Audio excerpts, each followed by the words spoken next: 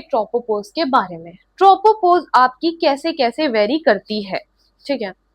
ट्रोपोपोज आपकी 4 तरीके से वेरी करती है। अब क्या होता है, इक्वेटर हमारा गर्म होता है, तो जो हमारा सन होता है ना, जैसे ये हमारी अर्थ है, ठीक है, तो जो सन होता है ना वो इक्वेटर से ना 23.5 degree north, 23.5 degree south, overhead इतना ही जा सकता है। सन हमारा फिक्स होता है, अर्थ एक्चुअली मूव करती है, तो ये इतना ही ओवरहेड आ सकती है सन के, ठीक है। सन इतना ही ओवरहेड आ सकता है, मतलब इतना ऊपर ही जा सकता है, 23 यहाँ पर नॉर्थ में, 23 साउथ में। ये 60 डिग्री या 90 डिग्री नॉर्थ पर नहीं जा सकता। तो इसीलिए हमारे जो इक्वेटर है वो इतना ठंडा होता है और पोल्स हमारे ठंडे नहीं होते हैं। गर्मियों में भी पोल्स इतनी गर्मी नहीं होती जितनी हमारी इक्वेटर में होती है। अब इसे जानेंगे ट्रोपोपोज से इसका क्या रिलेशन है। तो ट्रोपोपोज से इसका रिलेशन ये है कि इक्वेटर हमारे ज्यादा ठंडे हैं, तो सॉरी, इक्वेटर हमारे ज्यादा गर्म है, तो उस टेम्परेचर पर पहुंचने के लिए जहां टेम्परेचर सीजेस टू फॉल हो जाए, उस हाइट पे पहुंचने के लिए इक्वेटर से हमें ज्यादा ट्रेवल करना पड़ता है। तो जो ट्रोपोपोज होते हैं इक्वेटर से उनकी ज्यादा हाइट होती है। फॉर एग्जाम्पल मैं आपको एक छोटे से एग्जाम्पल से समझाती हूँ। जैसे अभी दिल्ली में, ठीक है, द्वारका में आपकी बहुत गर्मी है, ठीक है, 40 डिग्री टेम्परेचर है। तो वहां पहुंचने के लिए जहां टेम्परेचर सीजेस टू फॉल हो जाए, मुझे कितना करना पड़ेगा, ऑलमोस्ट मुझे 16 किलोमीटर जाना होगा। तो इसीलिए क्या होता है कि जैसे यहाँ पर इक्वेटर पर 40 डिग्री सेल्सियस टेम्परेचर है, तो अगर मुझे ट्रोपोपोज पर पहुंचना है, लगभग इक्वेटर पर आपका -80 डिग्री सेल्सियस पर ट्रोपोपोज आता है, तो मुझे कितनी हाइट ट्रेवल करनी पड़ी, 16 किलोमीटर, ठीक है। लेकिन पोल्स पे, कि यहाँ पर पोल्स पे हमारा टेम्परेचर ऑलरेडी माइनस में है, तो मुझे कम ही ट्रेवल करना पड़ेगा ट्रोपोपोज पे पहुंचने के लिए। अब आपका क्वेश्चन आएगा कि यहाँ पर तो टेम्परेचर इतना है, हम इतना पहुंचे, तो यहाँ पर -80 क्यों नहीं जा रहे हैं। अब मैं आपको ये छोटा सा एग्जांपल बताती हूँ, समझाता हूँ। तो मेरा कहने का मतलब यहाँ पर ये है कि पोल्स ऑलरेडी ठंडे हैं, तो उससे ज्यादा वो क्या ही ठंडा होगा। जो एक ठंडी चीज है उसको मैं कितना ही ठंडा कर पाऊंगी, तो बस वो यहाँ पर लास्ट ठंडा होगा।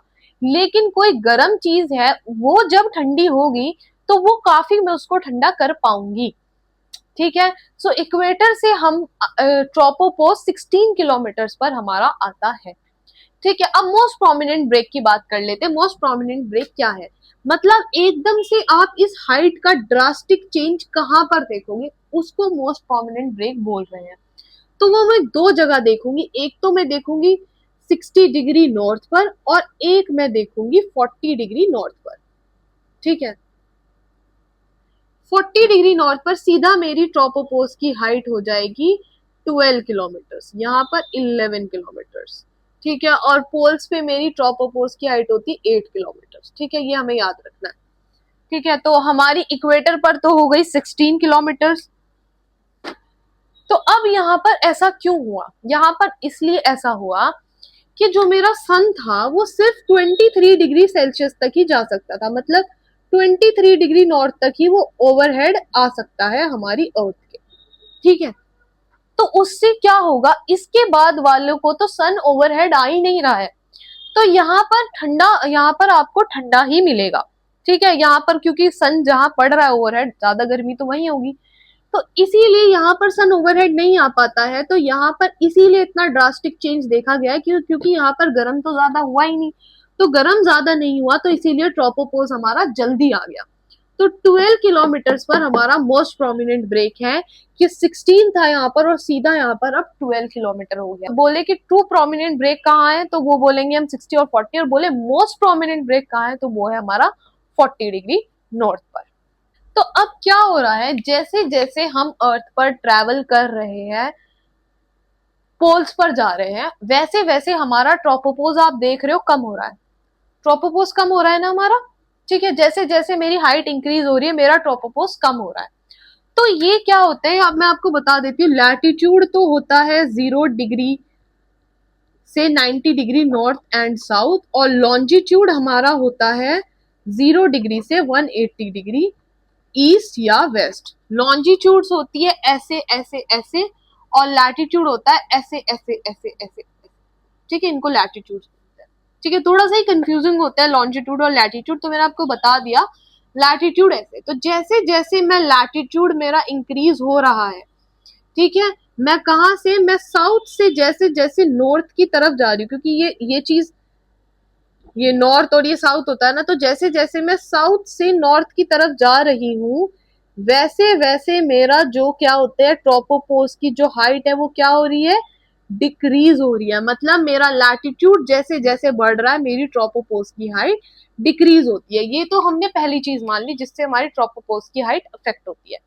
अब एक इक्वेटर पर भी जो टेम्परेचर होता है वो काफी कम होता है, ठीक है, तो इसीलिए अब जब कम है, तो आपको मैंने बताया था, जब वो थोड़ी जो हमारा क्या कहते हैं उसको टेम्परेचर है वो ठंडा है, तो उस ट्रोपोपोज हाइट पे पहुंचने के लिए हमें ज्यादा ट्रेवल नहीं करना पड़ेगा। तो इसीलिए जो हमारी हाइट है ना, ये विंटर्स में भी कम होती है, ठीक है, 16 की जगह 14 या 15 हो जाएगी। ओके, तो अब हमने जान लिया कि दो तरीके से हो रही है, एक तो लैटिट्यूड बढ़ रहा है तो हमारी ट्रोपोपोज की हाइट डिक्रीज हो रही है, सीजन ऑफ द ईयर से इफेक्ट हो रही है। अगर विंटर है तो हमारा ट्रोपोपोज की हाइट कम होगी, और अगर हमारी समर है तो हमारी ट्रोपोपोज की हाइट बढ़ेगी। ठीक है, temperature prevailing on the day, कभी कभी क्या होता है, अगर हमारा जो टेम्परेचर है वो 50 डिग्री सेल्सियस है, तो उस दिन हमारी ट्रोपोपोज की हाइट बढ़ेगी। और अगर हमारा टेम्परेचर कम होगा, ठीक है, विंटर है, मतलब कि जिस दिन मेरा टेम्परेचर कम होगा, मान लो जिस दिन मेरा टेम्परेचर +20 डिग्री सेल्सियस है, तो उस दिन मेरी ट्रोपोपोज की हाइट कंपैरेटिवली कम होगी जिस दिन मेरा टेम्परेचर 40 डिग्री सेल्सियस होगा। आई होप आपको ये बात समझ आ रही हो। तो तीन चीजों से हमारा जो ट्रोपोपोज है वो अफेक्ट हो गया। फोर्थ थिंग है time of the day. Time of the day is कि डे में हमारा ट्रोपोपोज बढ़ेगा और नाइट में हमारा ट्रोपोपोज कम होगा, क्योंकि आपको पता है डे में हमारा टेम्परेचर ज्यादा होता है और रात में हमारा टेम्परेचर कम होता है। दिन में गर्मी होती है और रात में ठंडा हो जाता है, तो उससे भी हमारा जो ट्रोपोपोज की हाइट है वो अफेक्ट होगी। चार चीजों से हमने ट्रोपोपोज का जान लिया। अब हमारा सिग्निफिकेंस होता है, सिग्निफिकेंस मीन्स की साइन, कि पता चले ट्रोपोपोज कहाँ है। सिग्निफिकेंस ऑफ ट्रोपोपोज मतलब अब हमें पता चलेगा कि ट्रोपोपोज कहाँ पर है। तो जब ट्रोपोपोज आता है ना, मतलब ट्रोपोस्फेयर में जब पता चलता है कि ट्रोपोपोज की लाइन है, तो वहां पर ना चार चीजें आपको फील होगी। सबसे पहली चीज मैक्सिमम हाइट ऑफ क्लाउड, मतलब जैसे कि आपका ट्रोपोस्फेयर है, ये ट्रोपोस्फेयर है, ये ट्रोपोपोज है, तो जहां से ये ट्रोपोपोज शुरू होगा ना, इसके बाद आपको जितना क्लाउड की हाइट बढ़नी थी बढ़ जाएगी। उसके बाद इसके ऊपर ये क्लाउड ऐसे नहीं बनेगा, ये क्लाउड कटेगा और ये एनुअल बन जाएगा। ये तो हम आगे देखेंगे। मतलब क्लाउड का जो है ना सर कट जाएगा, ट्रोपोस्फेयर तक क्लाउड की हाइट जितनी बढ़नी थी बढ़ेगी। जैसे ट्रोपोपोज आ गया उसके बाद ये जो हाइट, इसका जो गला है, मतलब इसकी जो हाइट है उसको कट जाएगा और वो एनुअल बन जाएगा। मतलब वो ऐसे हो जाएगा जैसे कोई क्लाउड था वो बढ़ रहा था, जैसी ट्रोपोपोज आई तो यहां से ये बस इतना ही बनेगा, उसके बाद ये कटने के बाद फिर ये ऐसे यहाँ पर फैल जाएगा। ठीक है, इसके ऊपर ये जा नहीं पाएगा। तो इसीलिए बोला है कि मैक्सिमम हाइट ऑफ क्लाउड कहाँ होती है, यहाँ पर। प्रेजेंस ऑफ जेट स्ट्रीम, यहाँ पर आपको जेट स्ट्रीम भी मिलती है। जेट स्ट्रीम क्या होता है, जेट स्ट्रीम होती है बहुत तेज चलती हुई हवा। जेट स्ट्रीम होती है हाईवे ऑफ एन एयर, मतलब बहुत तेज स्पीड से चलने वाली हवा। It's like an highway. Highway पे देखा ना व्हीकल्स कितनी तेज चलते हैं, तो ये भी ऐसी हाईवे है एयर का कि बहुत तेज यहाँ पर हवा चल रही होती है। तो ट्रोपोपोज के जस्ट नीचे आपको क्या मिलती है, जेट स्ट्रीम मिलती है। बहुत तेज हवा ये यहाँ वेस्ट से आ रही होती है, ये एज अ टेलविंड भी काम करती है, ठीक है, प्लेन के लिए। ठीक है, अगर आपको वो एज अ पीछे से आती हुई मिल रही है, तो वो क्या, बहुत आपका जो प्लेन है वो बहुत तेजी से जाएगा। तेजी से इन द सेंस कि वो उतनी अपनी पावर भी नहीं लगाएगा, क्योंकि विंड उसको पुश करेगी आगे की तरफ। उसके बाद होता है प्रेजेंस ऑफ कैट। कैट क्या होता है, कैट होता है clear air turbulence. Clear air turbulence, ठीक। क्लियर एयर टर्बुलेंस क्या होती है, ये वाली टर्बुलेंस हमें नहीं दिखाई देती। क्योंकि मोस्टली जो टर्बुलेंस होती है वो हमें क्लाउड्स में मिलती है, ठीक है, क्योंकि क्लाउड्स में अपवर्ड और डाउन ड्राफ्ट होता रहता है, upward movement of air, down draft of downward movement of air, mostly cumulonimbus में हमें बहुत ज्यादा टर्बुलेंस मिलती है, बट ये वाली टर्बुलेंस को हम पहले से नहीं देख सकते हैं, ठीक है, तो ये इसीलिए इसको क्लियर एयर टर्बुलेंस बोलते हैं। इसमें क्या होता है, विंड शेयर होता है। विंड शेयर क्या होता है कि आपका विंड की डायरेक्शन और विंड की जो स्पीड है वो एकदम से चेंज हुई। लाइक अभी तो विंड यहाँ से आ रही थी और एकदम से विंड आपकी यहाँ से आ गई, ठीक है, विंड की जो स्पीड थी वो 12 नॉट्स थी और एकदम से आपकी विंड की जो स्पीड है वो 25 नॉट्स हो गई, 12 से 25 नॉट्स हो गई, डायरेक्शन चेंज हो गई, तो वो क्या होता है, उससे होता है विंड शेयर, वो बनाता है विंड शेयर, ठीक है, और इसी में हमको क्लियर एयर टर्बुलेंस मिलती है, ठीक है, क्योंकि ये विंड ये हमें नहीं दिखाई दी, ये टर्बुलेंस हमें नहीं दिखाई दी, ये एकदम से फील हुई, तो एकदम से हमारा जो एयरक्राफ्ट है वो डिसबैलेंस उसको फील होगा एकदम से। विंड तो हमारी ग्राउंड पे भी चल रही होती है, ऐसा नहीं कि तेज हवा तो हमारी ग्राउंड पे भी चलती है, लेकिन ट्रोपोपॉज के नीचे हमें बहुत तेज चलती हुई हवाएं मिलती है। तो हमने जान लिया क्लियर एयर टर्बुलेंस क्या है, विंड शेयर क्या है। विंड शेयर एकदम से sudden change in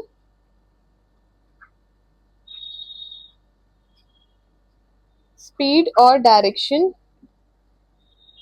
of air या विंड का सडन चेंज होना स्पीड में या डायरेक्शन में, ठीक है, फिर इसी में हमें ये क्लियर एयर टर्बुलेंस मिलती है, ठीक है, ये हो गया हमारा। अब हमारा जो एटमॉस्फेयर है वो ऑलमोस्ट खत्म हो गया है, अब हम इसके ना न्यूमेरिकल्स देखेंगे, ठीक है, और न्यूमेरिकल्स में हमारा क्या काम आएगा, न्यूमेरिकल्स में हमारा काम आएगा जो हमने वो आइसा की वैल्यूज जानी थी, एक्चुअल और आइसा में क्या डिफरेंस है, मतलब ऐसे आएगा आइसा डेविएशन, मतलब कि आइसा का मतलब डिफरेंस क्या है इन दोनों में, आइसा से टेम्परेचर ज्यादा है आज या आइसा से कम है, उसका उसके कंपैरिजन में, आइसा के कंपैरिजन में कि आज टेम्परेचर ज्यादा है या आज टेम्परेचर कम है। तो अब हम देखते हैं, ठीक है, तो अगर मैं आपको बोलूं कि 36,000 फीट है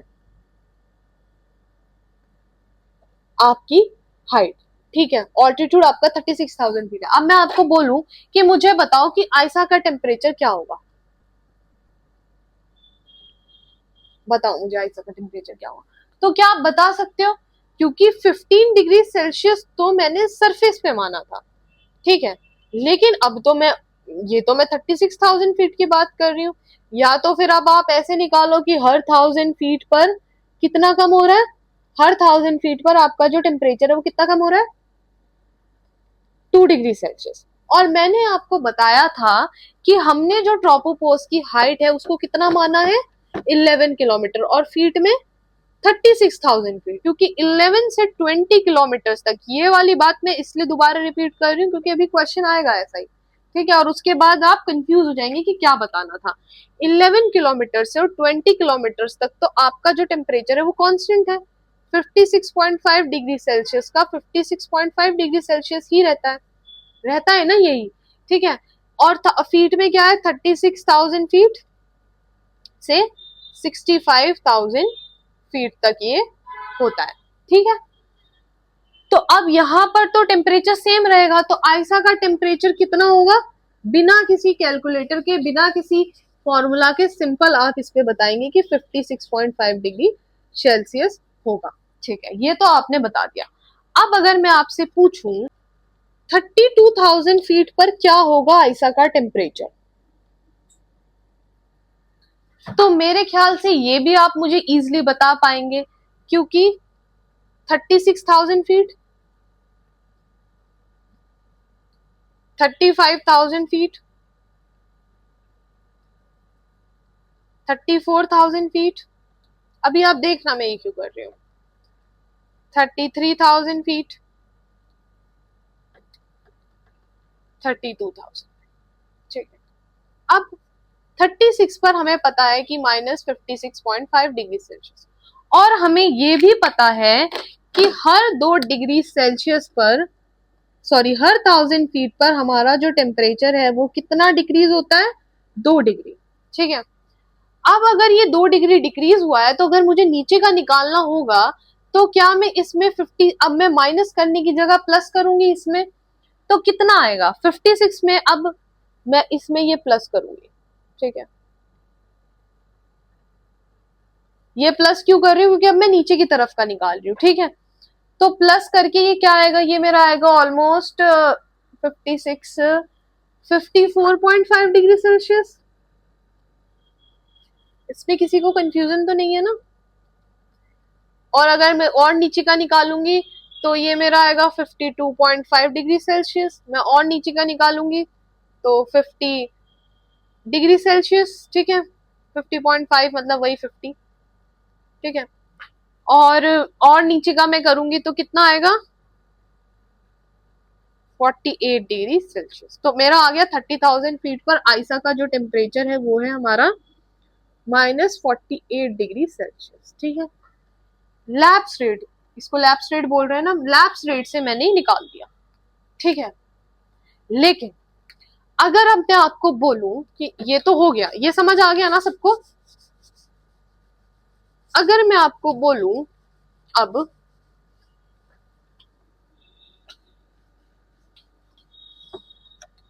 अगर अब मैं आपको बोलूं कि मुझे बताओ आप 36,000 फीट तो हो गया।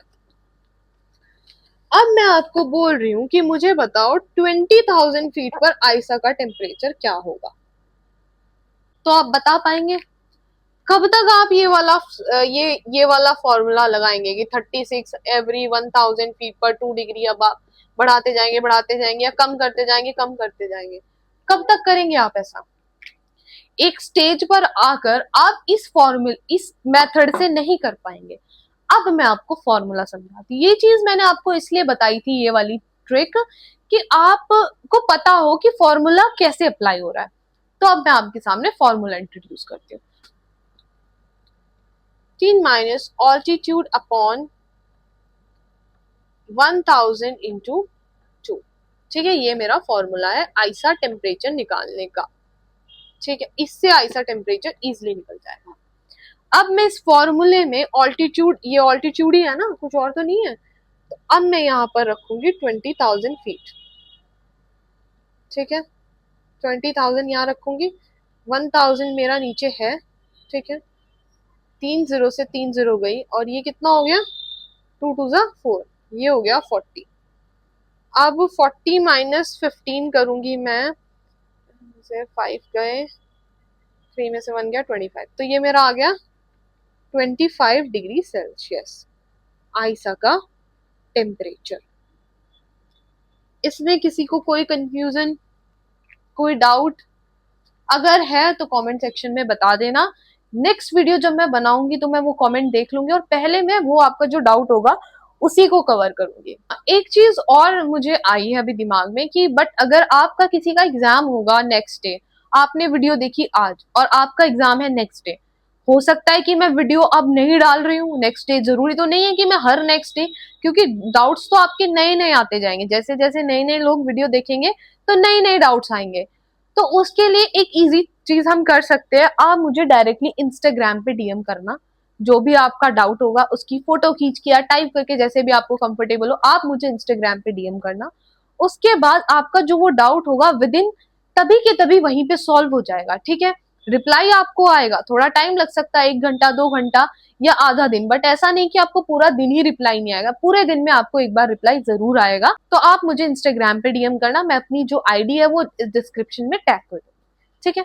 अब मैं आपको ये क्वेश्चंस, ये आपको समझ आ गया फॉर्मूले के साथ। अब 1-2 क्वेश्चंस हम और करेंगे, ठीक है। मुझे कमेंट सेक्शन में इसके आंसर्स आप लोग लिखेंगे। किसी को अगर डाउट होगा तो अभी जैसे बताया इंस्टाग्राम पे आप डीएम कर देना। एग्जाम्पल्स मैंने आपको अभी दो करके दिखाए हैं, तो ये सेम फॉर्मूला लग के ही होगा। तो ये चारों का आप स्क्रीनशॉट ले लो और ये आपका होमवर्क है। तो इसके बाद हम इसका एक और क्वेश्चन है वो और देखेंगे हम, ठीक है। इसमें क्या है, आपको आइसा डेविएशन निकालना है। जैसा अभी मैंने बताया था ना कि आपको एक्चुअल गिवन होगा, आपको पहले आइसा का टेम्परेचर निकालना है, उसके बाद उन दोनों का डिफरेंस जो आ रहा है तो हम उसको कंपेयर करेंगे कि वो आइसा से ठंडा है या आइसा से गर्म है, ठीक है। तो अभी आपको दिया हुआ है temperature at 10,000 feet is +10 degree Celsius, ठीक है। तो ये आपको एक्चुअल टेम्परेचर दिया हुआ है यहाँ पर, ठीक है। ये आपका एक्चुअल टेम्परेचर है। अब आपको क्या निकालना है, आइसा डेविएशन निकालना है। तो इसका जो फॉर्मूला होता है आइसा डेविएशन का वो ये होता है, आइसा डेविएशन का फॉर्मूला है एक्चुअल टेम्परेचर माइनस आइसा टेम्परेचर। ठीक है, मैं आपको एक करके दिखा देती हूँ, नेक्स्ट मैं आपको होमवर्क दूंगी। तो सबसे पहले एक्चुअल टेम्परेचर हमें गिवन है, ठीक है, टेम्परेचर चाहिए। आइसा टेम्परेचर मैं सिंपल से निकालूंगी अपने उसी फॉर्मूले से। 15 ऑल्टीट्यूड है मेरा 10,000 1000 फीट एंड इट्स 2, ठीक है, 2 था ना, 2 से 2 था। उसके बाद इसको हम काटेंगे, देन ये आएगा 20, तो मेरा जो टेम्परेचर है वो आ जाएगा 5 डिग्री सेल्सियस, ठीक है, 5 डिग्री सेल्सियस। ये मेरा आइसा का टेम्परेचर आया, इसको आंसर नहीं समझ लेना है, ठीक है। अब मैं इसको यहाँ पे रखूंगी माइनस, तो ये माइनस माइनस क्या हो जाएगा, प्लस हो जाएगा, तो 10 डिग्री सेल्सियस प्लस, तो ये हो जाएगा 15 डिग्री सेल्सियस। मेरा जो आइसा का डेविएशन है वो इतना। तो जो मेरा एक्चुअल टेम्परेचर है वो मेरा 10 डिग्री क्या है, 5 डिग्रीज ज्यादा है आइसा से, 5 डिग्रीज नहीं, माइनस में है आइसा का तो, और ये प्लस में है, ठीक है, एक्चुअल हमारा प्लस में था। तो मेरा जो आइसा का डेविएशन आया है वो आइसा का डेविएशन ये आया है 15 degree Celsius.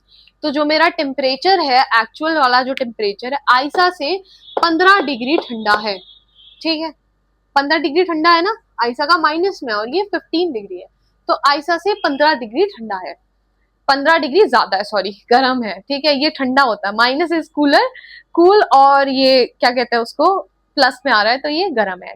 So it is 15 degree Celsius warmer than ice, ठीक है। अगर ये आता हमारा माइनस में, मान लो कि -20 डिग्री सेल्सियस आता, तो हम इसको बोलते कोल्डर देन आइसा, क्योंकि आइसा का तो ये है, तो ये कोल्डर हुआ ना आइसा से, और ये क्या है, वार्मर देन आइसा, ठीक है। तो आइसा डेविएशन हमारा यही है। अब मैं आपको एक और क्वेश्चन होमवर्क देती हूँ, आप उसको नोट करना, एंड देन वो 4 क्वेश्चन होंगे और ये हो गए, तो आपके 5 क्वेश्चन होमवर्क हो गए। 5 क्वेश्चन नहीं, मैं आपको 6 क्वेश्चन होमवर्क दूंगी, एक और मैं आपको होमवर्क देती हूँ। 2 क्वेश्चन है जो आपको करके लेके आने हैं, ठीक है। जो अभी मैंने बताया है दोनों के दोनों क्वेश्चंस उसी तरीके से सॉल्व होंगे, कोई और रॉकेट साइंस इसमें नहीं लगेगा, कोई और फॉर्मूला इसमें नहीं लगेगा, तो इजिली सॉल्व हो जाएंगे। दोनों का आप स्क्रीनशॉट ले लो या राइट डाउन कर लो, और दोनों को आपको करना है। फर्स्ट चैप्टर आपका एंड हो गया है, एटमॉस्फेयर आपका खत्म हो गया, न्यूमेरिकल्स भी हमने कवर कर लिए, पूरा टॉपिक कवर कर लिया, अब उसमें कुछ नहीं बचा है। तो चैप्टर 1 आपका खत्म हो गया। अब आपका काम ये है कि जो मैं यहाँ पर आपको होमवर्क देती हूँ, एक तो आप उसको सिंसियरली करना। अगर आपको सच में डीजीसी का एग्जाम्स पास होने हैं तो आप उसको सिंसियरली करना। फर्स्ट थिंग, अगर आप आईसी जोशी सॉल्व करेंगे फर्स्ट चैप्टर एटमॉस्फेयर, तो उसमें कुछ क्वेश्चंस होंगे जो थोड़ा प्रेशर से रिलेटेड भी होंगे, तो आप थोड़ा अभी फर्स्ट चैप्टर आईसी जोशी का जो क्वेश्चंस आपको लग रहा है कि जो मैंने पढ़ाया उससे रिलेटेड है वो कर लेना। अदरवाइज जो हमारी नेक्स्ट वीडियो होगी उसके बाद तो आप पूरा फर्स्ट चैप्टर कर पाएंगे, ठीक है, अपना आईसी जोशी का। तो अभी आप अपनी आईसी जोशी प्रैक्टिस कर लेना, जो आपको क्वेश्चन समझ आएंगे वो, जो मैंने होमवर्क दिया है वो, और जो आपकी पूरी थ्योरी, जो मैंने आपको पूरी थ्योरी समझाई है वो आप अपनी रिवाइज कर लेना अच्छे से, and then you are good to go with the first chapter. So that's it for my video, guys. Thank you. See you in the next video. Bye bye.